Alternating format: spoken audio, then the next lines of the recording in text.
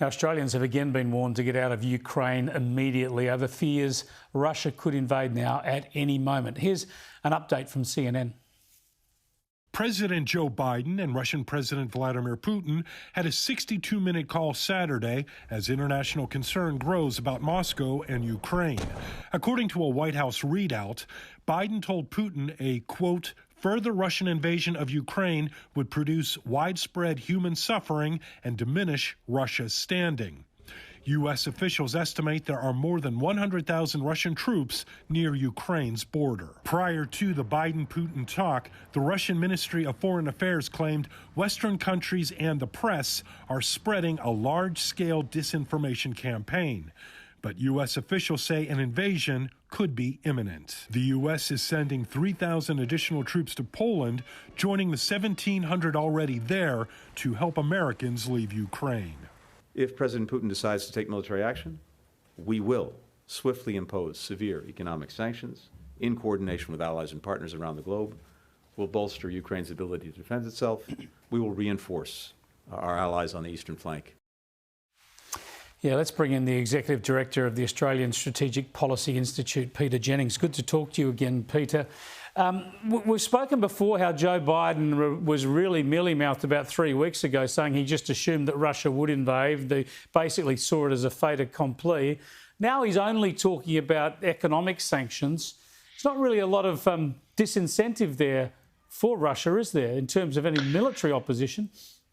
No, and I don't think Putin is going to care too much if Biden thinks Russia's reputation will be diminished in the international community. I don't think that's going to stop the Russians either.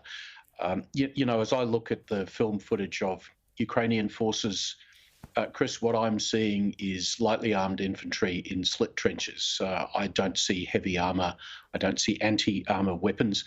I'm sure they have some of those things, but it doesn't look to me like we've used the last 7 years very well to arm Ukraine so it can defend itself.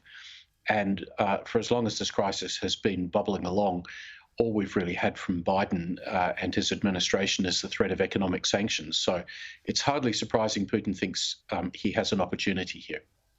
Yeah, and there was a bit of speculation just prior to the start of the Olympics in Beijing that there'd been a deal done between Xi Jinping and Putin just not to invade and take all the global attention away from the Olympics. Do you think that that's beyond the realms of plausibility? Well, there's a pretty narrow window that Putin can use to stage particularly a heavy assault with heavy armour, and that's all to do with the ice, how hard the ice is that armoured vehicles can drive across. One of the good pieces of news for Ukraine is it's had a very warm winter, and so if Russia is actually thinking about an assault down from Belarus to Kiev, the capital, they're going to find it very slushy going. I think that it may well be the case that the Americans now have intelligence which says an attack is likely this week, therefore before the Olympics finishes. I guess now that Putin's had his meet and greet with Xi Jinping, that's probably the only thing that really matters to him. And so by the time you see embassies closing, that's usually a pretty clear indication, Chris, that a full-on attack is not far away.